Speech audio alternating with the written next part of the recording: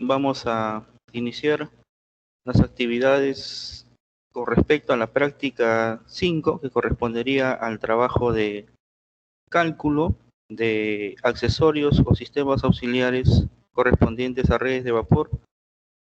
En esta ocasión les voy a hacer una indicación a dos aspectos, uno relacionado a la estimación de aislamiento térmico para sistemas de redes a vapor y la otra relacionado especialmente al cálculo o dimensionamiento de trampas de vapor, o lo que se conoce también como sistemas de remoción de condensados. Entonces va a ser algo práctico, ya que el material se había subido con anticipación el día jueves, ¿no? Y es similar también a lo que el doctor Quillos ha tocado en la temática teórica. Por lo tanto, vamos a hacer unos reforzamientos en la parte de la selección de estos componentes basados sobre todo en trampas, ¿no? Para eso voy a hacer la proyección de la información para que ustedes puedan tener el material y la grabación disponible.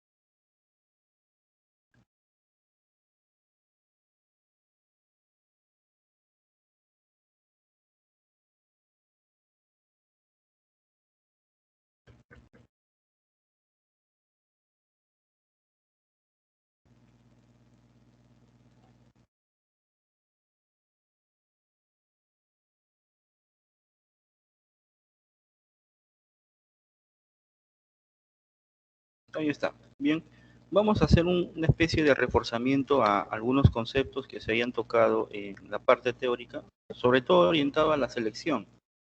Es decir, ya conocemos la definición estrictamente relacionado a qué función hace o qué efecto hace una trampa de vapor, ¿no?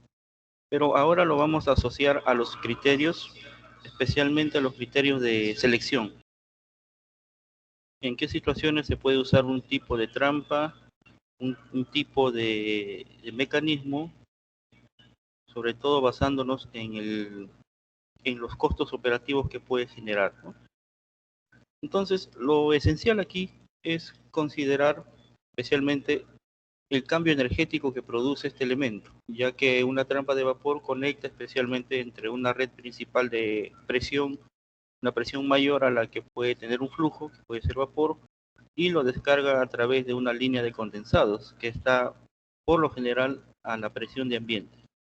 Ese efecto de contrapresión que se genera, ¿no?, al momento de hacer la descarga, va a acarrear también una especie de pérdidas energéticas que deben de ser controladas.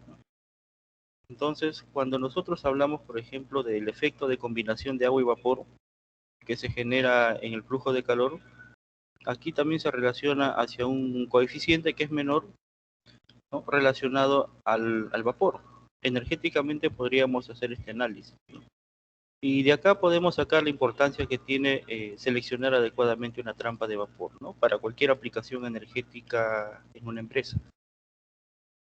Ahora, con respecto a las ventajas, hay varias ventajas, especialmente la economía es una de ellas, ¿no? Ahora también el efecto mismo, técnicamente el efecto de descargar o remover los condensados de una línea también genera en estos aspectos mayor seguridad y confiabilidad en la operación de la red de vapor.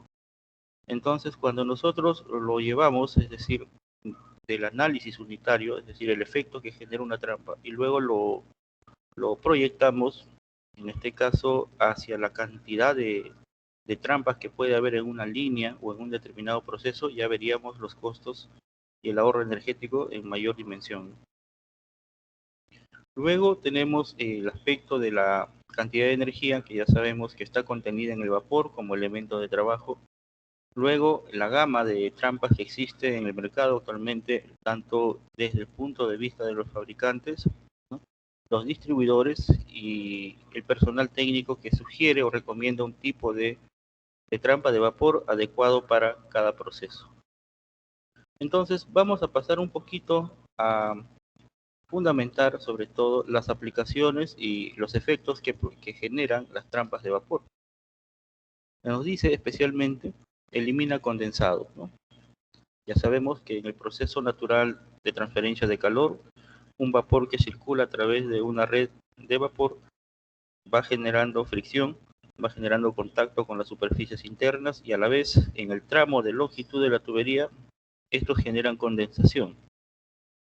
Y dentro de la condensación, que es un efecto natural, donde se involucra cambio de presiones, esto también acarrea la producción de aire, ¿no?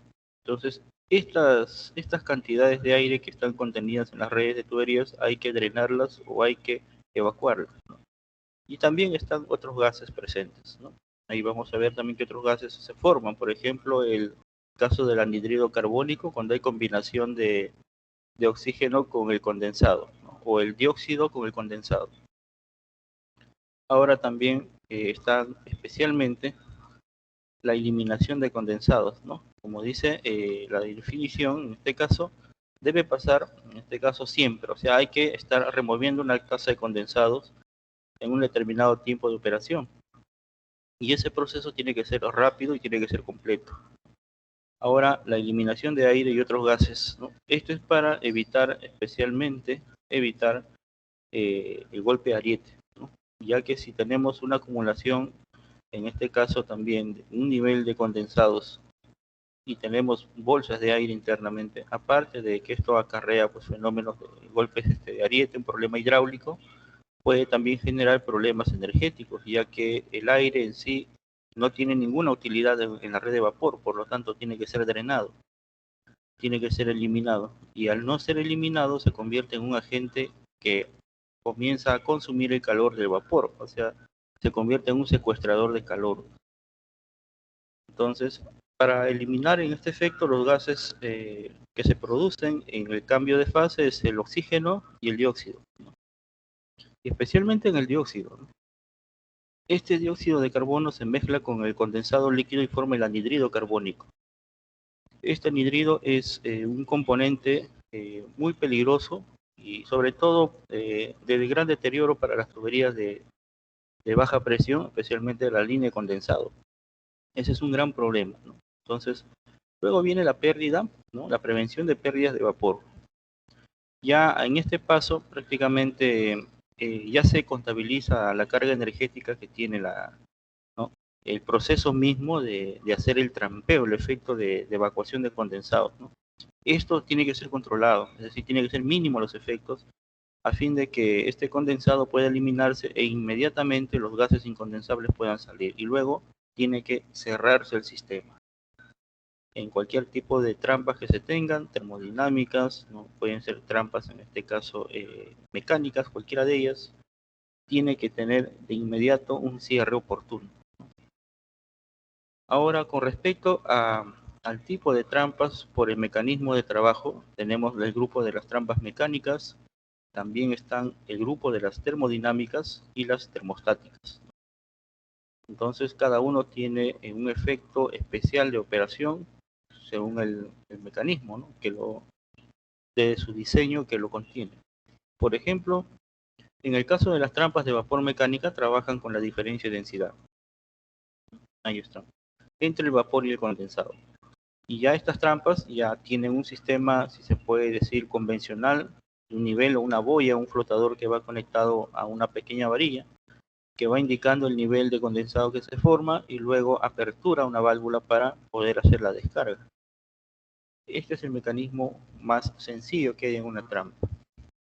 Luego de esto ya tenemos, por ejemplo, las trampas de flotador libre.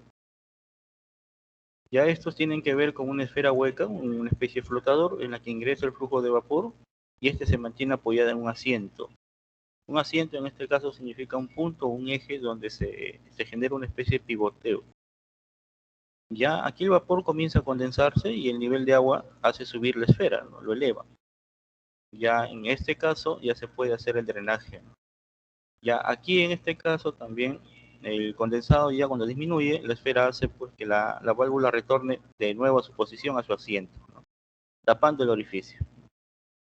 Ahí está. Entonces, estos son los elementos característicos que se ve. Esta es una especie de una bola, como ustedes ven, y esto se va desplazando, ¿no? Se va generando un desplazamiento, sube hacia este lado y luego baja y tapa el punto de descarga. Aquí también. Mientras esto se eleva, ¿no? Esto queda abierto y puede descargar la trampa, ¿no? En ese sentido. Acá tenemos ya el tipo de trampa de flotador y palanca. En el caso de los de flotador y palanca, ya tendríamos que ver eh, este componente, ¿no? Especialmente la esfera flotante. La diferencia con el anterior es que ahora la esfera está conectada a una palanca, ¿no? Va unida, ya no está flotando libremente. Esa es la diferencia aquí. Ahora el condensado ya se empieza a drenar, a subir, y esto hace pues que la válvula ya se active, ¿no? La válvula de salida. Y gradualmente va saliendo el flujo, ¿no? Se descarga. Luego también ya tenemos algunas características especiales, por ejemplo, cuando se compara, ¿no? Ya las trampas de flotador libre, estas se mantienen con una descarga continua del condensado, ¿no? Ya cuando se termine ese efecto, el flotador ya desciende y nuevamente se acomoda sobre su posición. A eso le llamamos sobre su asiento, ¿no? Y esto impide que el vapor pueda escapar, ¿no? Y así, entonces podríamos también caracterizar un poco algunos inconvenientes de estos sistemas. Cuando tenemos, por ejemplo, un sistema de trampa y flotador de palanca, un pequeño brazo o pivote unido a esta esfera, también tiene sus contraventajas, ¿no? Entonces, lo que tendríamos que hacer en este caso es considerar también la formación de aire que se puede generar en el efecto de condensación, ya que nos dice que en este caso la trampa de flotador libre es que en ambos dice el aire que se mantiene dentro de la trampa no puede salir por la válvula de drenaje. Por esta vez se instala una válvula de escape, una válvula especie de alivio, y esto permite remover los gases, ¿no? Esto es por la parte superior, o sea, por efecto de densidad, como el aire que está caliente internamente tiene menos densidad que el condensado, se eleva y sale por la parte superior. Ahora, entre algunas ventajas que se pueda generar en este tipo de mecanismo, es el drenado, o sea, puede ir del mínimo al máximo, eso es lo bueno, y aparte que también tiene una eficiencia sin que este se afecte, ¿no? A grandes cambios de presión. Puede haber una contrapresión elevada, pueden ustedes tener una red a 7 bar contra una red de descarga de 1 bar, esa trampa puede operar en una contrapresión de 6 bar. Eso va a depender también, por ejemplo, de las indicaciones constructivas o el aspecto de fabricación y técnica del proveedor, del fabricante. Ahora también en este aspecto se tendría que ver las trampas de balde, ¿no? Algunas son de balde abierto, otras de balde invertido. Aquí ya se tendría que ver el mecanismo de trabajo. Ya a diferencia de estos, si ustedes observan, ya las trampas vistos anteriormente, este tipo de trampa posee la esfera flotadora, ¿no? Sino que es un balde ya no tiene esta esfera flotadora, ya es un balde, en este caso, que hace de válvula, como si fuese una especie de trapecio, ¿no? Ahora vamos a observar este tipo de trampa de balde abierto y una trampa de balde invertido. Hay dos tipos aquí que hay que observar. ¿Qué más tendrían presente? Por ejemplo, las características del tipo de trampa de balde abierto, eso, y el caso de las de balde invertido. Aquí se van a ver. En el caso de balde invertido van a ver ustedes que tienen los mecanismos similares de acción como si fuese una de flotador, pero en este caso este elemento hace de válvula, como un pequeño cilindro, ¿no? A esto le llaman el balde. Entonces, estas trampas también tienen aplicaciones especiales que ya vamos a ver en qué tipos de procesos se pueden usar. Entonces, para ir al grupo termodinámico directamente a estas trampas, lo que hay que tener presente es el tipo de funcionamiento. O sea, la operación, el tipo de operación de estas trampas son sencillas. Poseen una sola pieza y un disco flotante. Ahora las trampas termodinámicas ya se pueden categorizar en dos, según el tipo de mecanismo de cierre, corte y disco. Eso los tenemos acá. Entonces, estas características generales nos muestran la disposición geométrica y el sentido de trabajo de estas trampas, ¿no? Ahora, algo importante después de esta información es con respecto al trabajo energético que hace. Miren, Aquí, en este caso, se considera un chorro de vapor flash, ¿no?, que reduce la presión debajo del disco y al mismo tiempo, por recompresión, origina presión en la cámara de control encima del disco. Esto empuja a este último contra su asiento, asegurando un cierre perfecto sin pérdida de vapor. Estos mecanismos son más sofisticados y a la vez también tienen un efecto de control mayor sobre la descarga y el cierre. Entonces son de mayor precisión. Pero en este caso tendríamos que ver o compararlo, ¿no? Ahora, cuando ya se genera una acumulación de condensados, se reduce el calor en la cámara de control conforme se va condensando el vapor, bloqueando, en este caso, en la cámara de presión, ¿no? Y esto se reduce. O sea, hay un efecto de presión cuando este genera su subida y su bajada, o sube y baja. Ahora, con respecto a las clasificaciones y dimensiones, según la marca Armstrong, según los modelos que presentan, están las dimensiones de las trampas. Aquí está una leyenda gráfica para que ustedes puedan ver algunas dimensiones. Ahora, de lo más importante, vamos a ver, en el caso de los grupos termostáticos, las trampas de presión balanceada. Acá ya nos explican que estos poseen un termostato. Imagínense, ya tiene un termostato que en este caso ya detecta ese gradiente térmico. Vamos a ver. Dice que este termostato, que en su interior está lleno de una mezcla de alcohol, que sienta la temperatura del condensado y el vapor, es decir, va a operar por diferencia de estas densidades. Entonces, como esta sustancia tiene una densidad muy distinta a cualquiera de las fases que presente el agua en su situación de trabajo, como condensado o como vapor, entonces el tiempo de actuación es inmediato. Y aquí especialmente, cuando ya tenemos la descripción, dice cuando ya está lleno, es decir, ya está a punto para aperturarse esa trampa, ya la mezcla a esta temperatura baja en comparación con el vapor, debido a este alcohol no ejerce presión dentro del tubo corrugado en el que se encuentra, dejando salir el condensado. Entonces, este es el mecanismo de acción de las trampas de presión balanceada. Ahora, ¿qué más debemos de saber? Sus elementos y su diagrama. Ahí está. Este material está disponible, va a estar disponible en cuestión de que se pueda habilitar la página en unas horas. Ahora también vamos a ver el caso de las bimetálicas. Las bimetálicas especialmente también vamos a definirlas acá, ¿no? Especialmente estas tenemos que ver que su mecanismo de operación se basa aquí.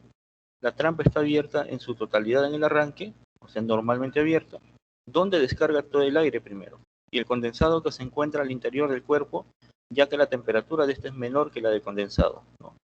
Entonces, aquí también, al arranque del sistema, o sea, cuando se puede decir, puede que la red de vapor esté todavía en proceso recién de iniciar sus actividades, entonces ahí hay un empuje de aire y esta se descarga a través del mecanismo. Entonces, recién prácticamente se actúa, ¿no? Ahora ya en vez de dice, que comience a venir el vapor, la placa bimetálica, donde uno de sus extremos permanece fijo y el otro se une a una válvula, reacciona al cambio de temperatura, recién prácticamente cuando la tubería entra en dilatación, ¿no? Para así cerrar el orificio de salida. Ahí está. Entonces, ahí están los tipos de estas trampas, sus formas, ¿no?, su geometría especialmente. Ahora, en cuanto a las termostáticas de marca Armstrong, hay algunas dimensiones, tamaños de media y 3/4, y aquí están las dimensiones comunes, ¿no? Entonces, ahora, con respecto a la clasificación, esto es importante. Para poder diferenciar los tipos de trampas de vapor, especialmente por el tipo de descarga, aquí este cuadro es importante. Los de flotador libre, ¿no?, tienen descarga de condensado continua. Aquí estas resisten cambios de presiones grandes contra presiones elevadas y tiene capacidad de sobrecalentamiento. En el caso, por ejemplo, de las termodinámicas, sus descargas son intermitentes. Acá su resistencia a presiones son medianas, son más sensibles y sí resisten al sobrecalentamiento. En el caso de las termostáticas bimetálica, también es intermitente, mientras que la resistencia es mediana y luego aquí el sobrecalentamiento es pequeño. ¿Por qué? Porque especialmente estos trabajan con una sustancia, con alcohol, ¿no? y es muy sensible. Por eso que los sobrecalentamientos aquí pueden dejar en condiciones inoperativas a las trampas. Luego tenemos las termostáticas, ¿no? Las de presión balanceada, donde la descarga de condensado, o sea, su forma de trabajo es intermitente y la resistencia a los cambios de presiones o la contrapresión es buena y luego no admite sobrecalentamiento, ¿no? Esas son las condiciones de operación. Luego tenemos las aplicaciones y mantenimiento. Aquí es importante saber en qué situaciones se debe de utilizar adecuadamente una trampa o cómo seleccionar para el tipo de uso. Entonces, aquí nos informa este cuadro, ¿no?, que depende de la aplicación, se ha hecho esta clasificación, ¿no? Por ejemplo, cuando ustedes tengan serpentines de calefacción de aire, sea baja, media presión, se recomienda la de flotador y termostato, ¿no? Y en este caso, una segunda alternativa pueden ser las termodinámicas. Ahora vamos a ver por qué, ¿no? Debido a que cuando ustedes tienen serpentines de calefacción de aire, ¿qué pasa con el aire, no? Entonces, los cambios o los efectos termodinámicos que se generen en el transporte de aire también acarrean condensados, ¿no? Y esos condensados también hay que removerlos. ¿Qué característica tienen esos condensados? A diferencia de que si se transportara vapor, ¿no?, habría que analizar, ¿no? ¿Será por la tasa de formación de condensados? Eso también es un dato importante que analizar, ¿no? Luego, los calentadores, ¿no? Calentadores de agua. Estos calentadores de agua especialmente se usan para gradientes bajos. Por ejemplo, calientan hasta 80, 85, 90 grados para usos y aplicaciones menores, ¿no? Por ejemplo, en el caso de hospitales, estos calentadores usan vapor, una extracción de vapor de un manifold, para poder calentar una cantidad de agua y luego bombearse, ¿no?, o llevarse hacia un punto de consumo. Aquí también, en este caso, ya recomiendan la de flotador y termostato, ¿no?, especialmente las dos, para cada uno, para mecanismos instantáneos y para almacenamiento. Luego ya se tiene los intercambiadores de calor. En el caso de intercambiadores pequeños y de alta presión, de hecho se recomiendan las termodinámicas, ¿no? Y las especificaciones pueden ir desde flotador y termostática. Ahí se puede elegir. Ahora, las de grandes y mediana presión como recalentadores ya se usan especialmente en la de flotador y termostato. En el caso de recipientes con camisa de vapor y alta presión, como pueden ser las marmitas, ¿no? Por ejemplo, las marmitas también, de hecho, usan las termodinámicas, ¿no? Ahora, las de baja presión, como ustedes ven, la de flotador y termostato. Ahora, las trampas para drenado de líneas principal de vapor, cuando hay que drenar especialmente entre estas presiones, ¿no?, de 0 a 15 libras sobre pulgadas cuadradas, ¿no? Esto está en PSI. Entonces se seleccionan especialmente las de flotador y termostato. Aquí vemos rangos, ¿no?, de 16 a 125 libras sobre pulgada cuadrada. Se admiten las termodinámicas con sus respectivos tipos. Ahora también las de serpentín de tubo de vapor ya admiten pues la de termodinámica y pueden estar sujetas pues a estos tipos nada más, ¿no?, solamente termodinámicas, de presión equilibrada. Los radiadores de vapor también se usan termostáticas y de efectos termodinámicos, ¿no? Y luego los separadores de vapor. Para separadores están categorizados por 3 niveles de presión, ¿no? Según el nivel de presión ya se recomienda el tipo, puede ser flotador y termostato, y las de termodinámica, con sus características de flotador, ¿no? Cubeta, puede ser la de cubeta invertida. Luego ya tenemos la de serpentines, ¿no? Y así vamos hasta serpentines, al final de baja y mediana presión. Este cuadro les va a dar a ustedes una visión especial de qué tipo de trampa aplicar en cada ocasión. Y lo que vamos a caracterizar luego son las ventajas, ¿no? Es decir, ventajas y desventajas de cada tipo de trampa. Por ejemplo, en el caso de los orificios, de las mecánicas, de los tipos de trampas de orificio, ¿no?, vamos a ver el tipo de operación, porque de eso también va a depender, miren, la selección va a depender de la frecuencia o la necesidad de remoción de condensados que se tiene en un cierto proceso, ¿no? Si es continuo, si es discontinuo, es intermitente, tendríamos que ver, ¿no? Por ejemplo, en el caso de la capacidad de manejo de aire, las de orificio son excelentes, ¿no? Ahora, las mecánicas son buenas, las termodinámicas son excelentes y las termodinámicas intermitentes aquí son malas, ¿no? Para ese efecto. Ahora, ¿qué más debemos hacer esto? Y las respuestas, es decir, si las trampas actúan en un determinado tiempo inmediato, ¿no? Por ejemplo, en el caso de las termodinámicas vemos que son lentas, ¿no? Son lentas.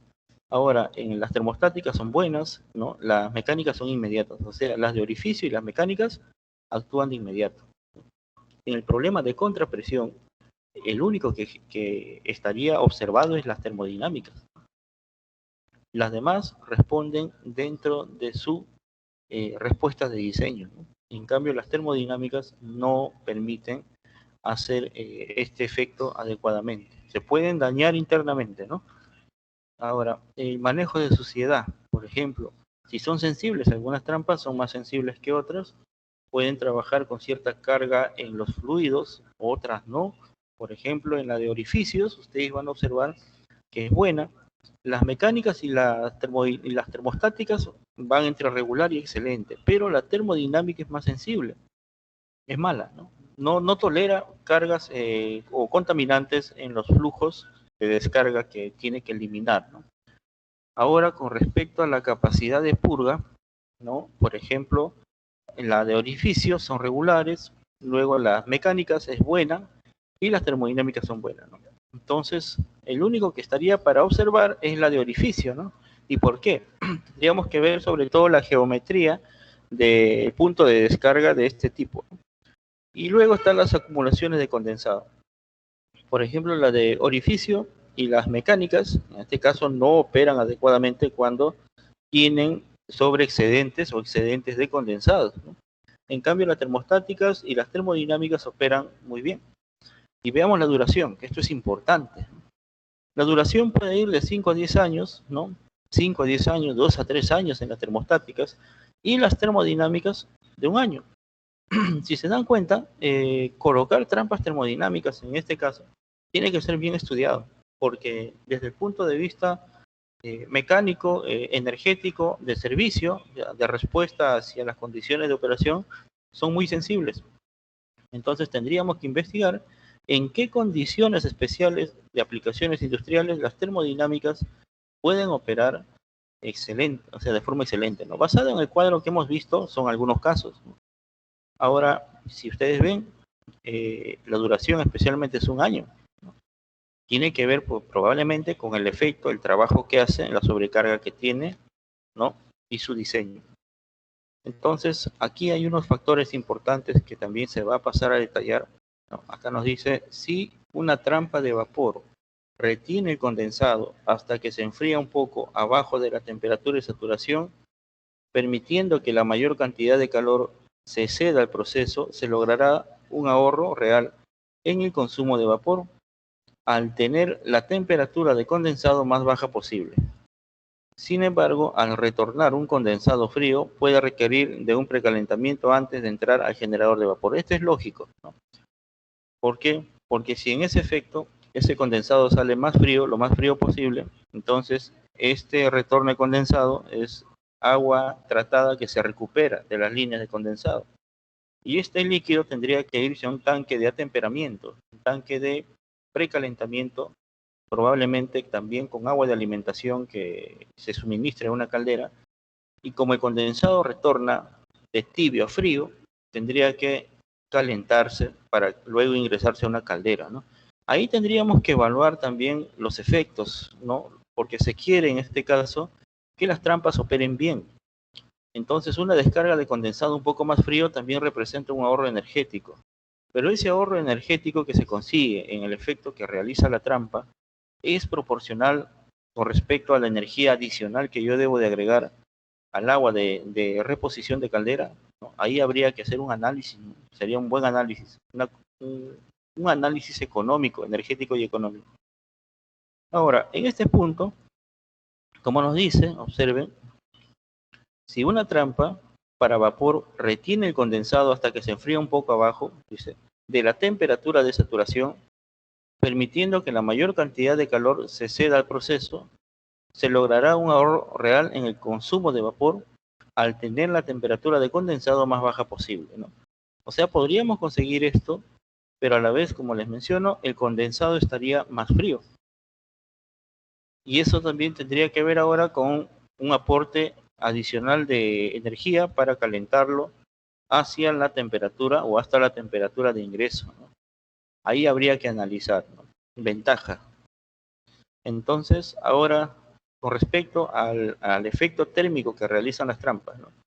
Algunas veces las trampas para vapor pueden dejar pasar vapor o perder calor por radiación y convección, ¿no? Ahí están los mecanismos de transferencia de calor, lo cual interesa desde el punto de vista de la cantidad de energía que puede eliminarse, ¿no?, por diferentes tipos de trampas. Miren, aquí se ha hecho un análisis importante con respecto a los mecanismos de operación, a la acumulación de condensado, al control o manejo de suciedad, a la capacidad de descarga, a sus problemas de efecto de contrapresión, al manejo del aire, a la eliminación del aire, pero no se ha hecho todavía un trabajo de investigación relacionado a cuánta energía disipa cada tipo de trampa.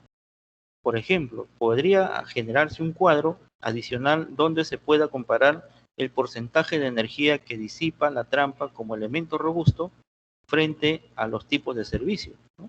No se tiene. Por ejemplo, puede salir una clasificación donde diga que una trampa elimina el 0.5% del vapor del contenido del líquido que manejan.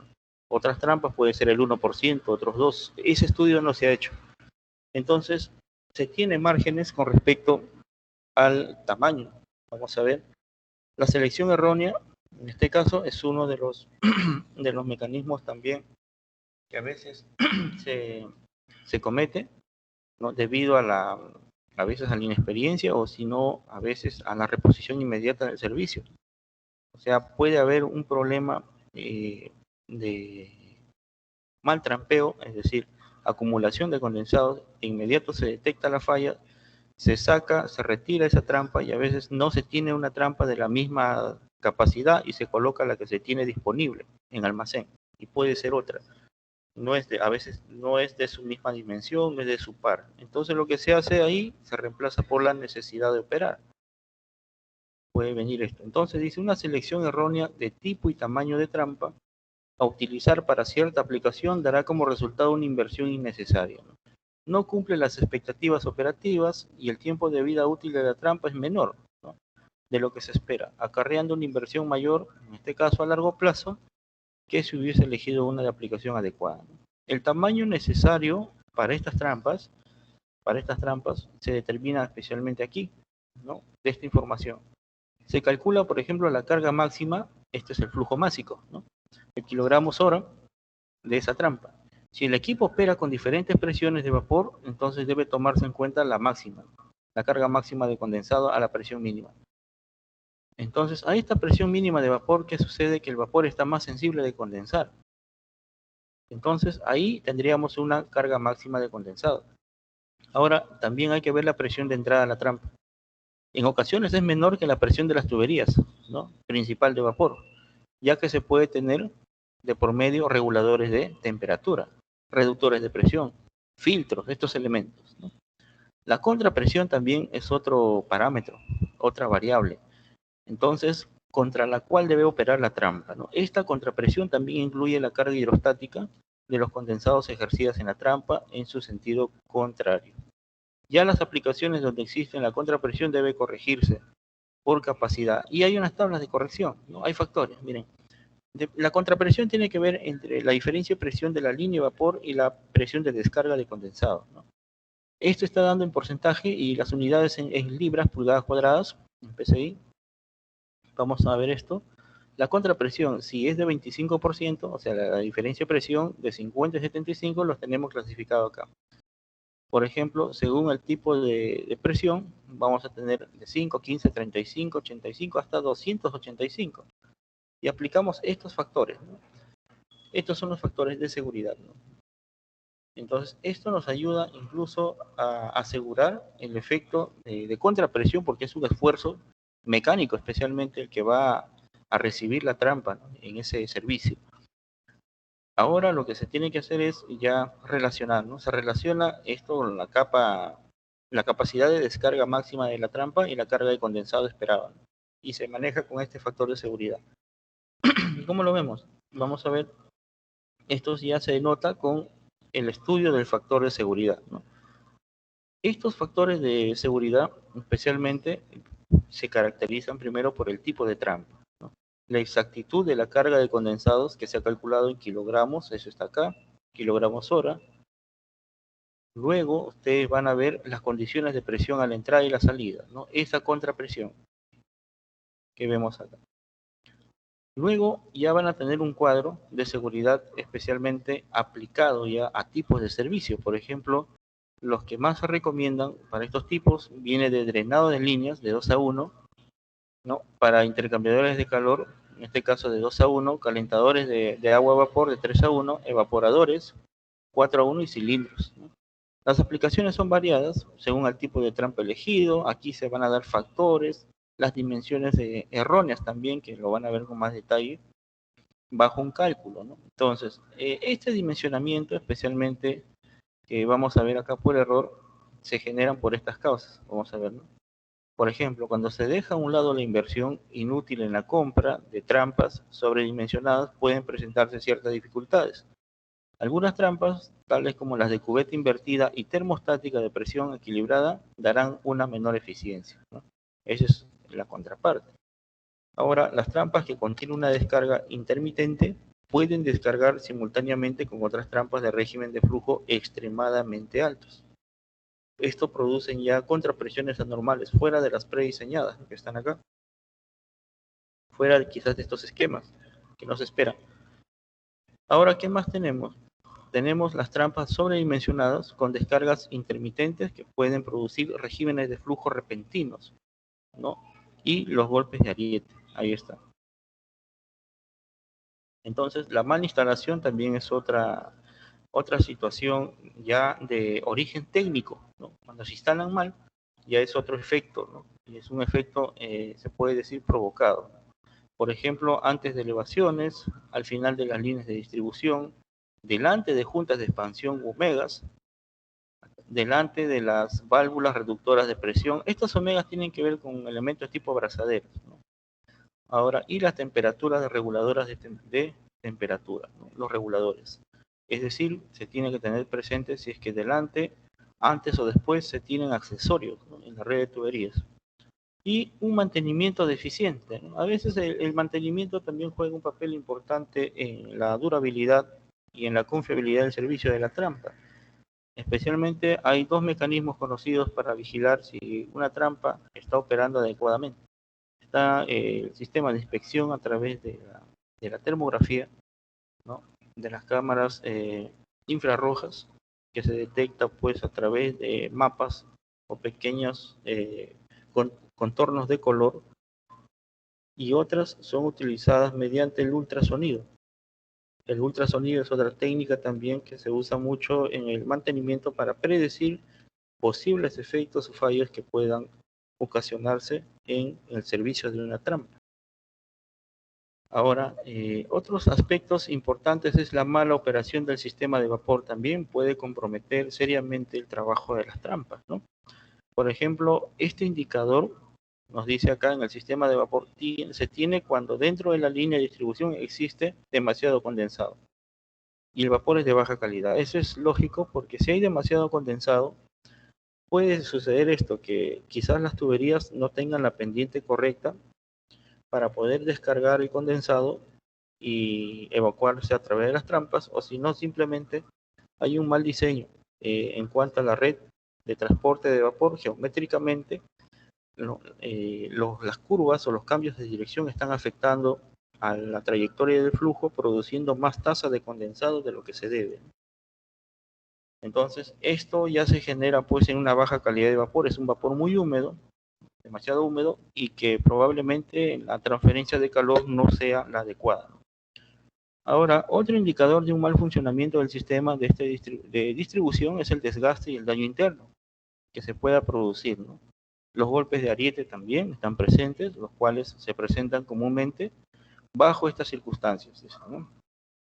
Ahora, con respecto al procedimiento para determinar si una trampa está funcionando o no correctamente. Ahora, lo que sí se tiene es falla de posición cerrada, se puede estar cerrado todo el tiempo y no descarga, eso es uno. Falla de posición abierta, está abierto todo el tiempo y aparte que drena, está drenando condensado, hay fuga de vapor, ¿no? Ahí está, pérdida de vapor vivo.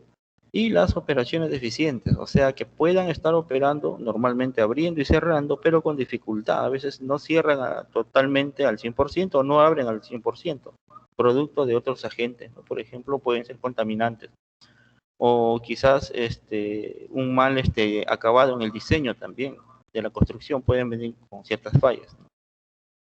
Ahí está. Luego, los métodos empíricos para detectar, ¿no? El método visual es una de ellas. Esto ustedes lo van a seguir con más detalle. Luego, van a tener las observaciones por mirilla de vidrio o los visores. Estas mirillas o visores son pequeños tipo dispositivos de mica transparente que resisten altas temperaturas y puede visualizarse el flujo. Esa es una ventaja importante para ver si es que la dinámica del transporte del vapor es adecuado, ¿no? A través de eso se puede visualizar. Se usan estas mirillas. Luego se tiene la medición de temperatura, también para saber si es que hay cambios graduales en el flujo, ¿no? Las mediciones electrónicas, que son más sensibles, que son métodos modernos, que a la vez también forman parte de los criterios de mantenibilidad o mantenimiento que se le da a las redes, ¿no? Junto al ultrasonido. Entonces, ahora, ¿qué más tenemos? Las mediciones estetoscópicas o el método acústico por ruido. Ya otro método muy usado para detectar el funcionamiento de esta trampa consiste en escuchar por medio estetoscópico, ¿no? Cómo opera la trampa. Y aquí está la ultrasónica. Eso les mencionaba, que es bien sensible, ¿no? Y se ajusta al tipo de fuga a detectar. Resulta muy útil para las inspecciones rápidas, ¿no? Y aquí ya tenemos toda una gama de explicación con respecto a la producción del sonido, a las vibraciones y a las ondas, que son las magnitudes que detectan estos equipos. Según el tipo de ruido y las ondas que produce el fluido, al pasar por los conductos, produce pues hace posible diagnosticar su funcionamiento, ¿no? Si es deficiente o es óptimo la operación. También vamos a encontrar los detectores de operación por presión diferencial o medidas por presión diferencial. Ya estos son, si se puede decir, uno de los monitoreos más completos que hay, ¿no? Y probablemente ciertas industrias que requieran la necesidad de tener un control, pero mínimo de los efectos que generan las trampas, lo tienen.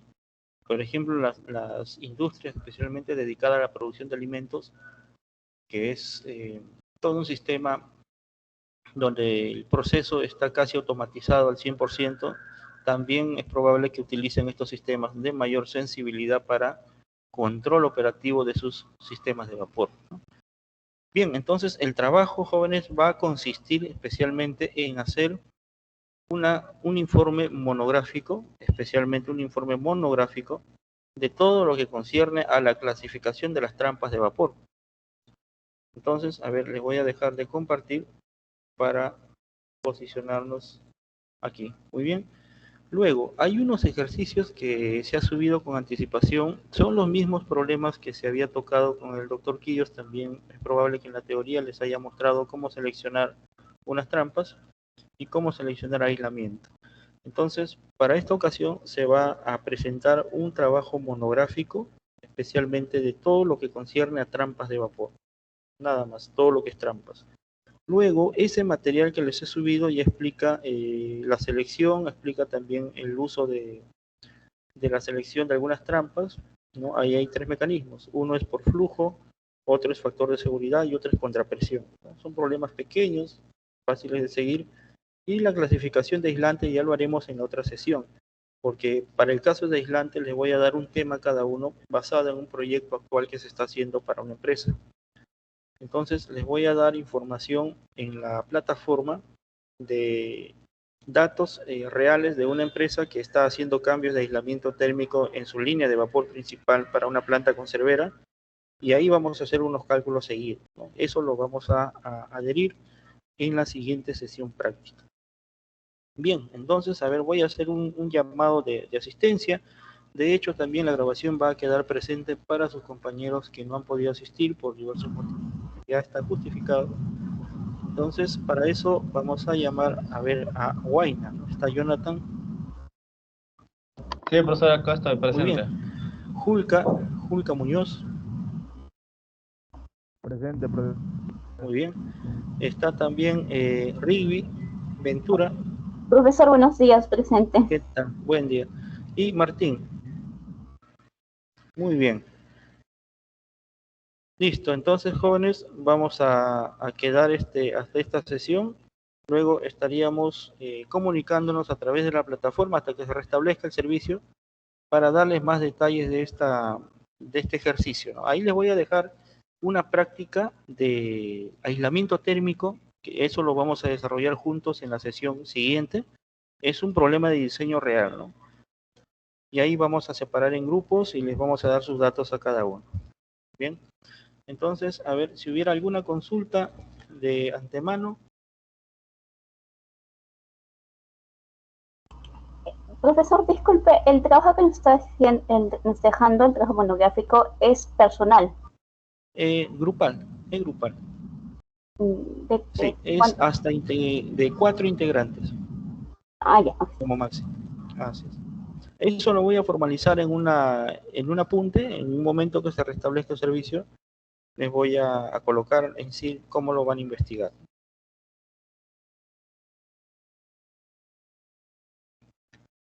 Bien, jóvenes, entonces quedamos y nos comunicamos para cualquier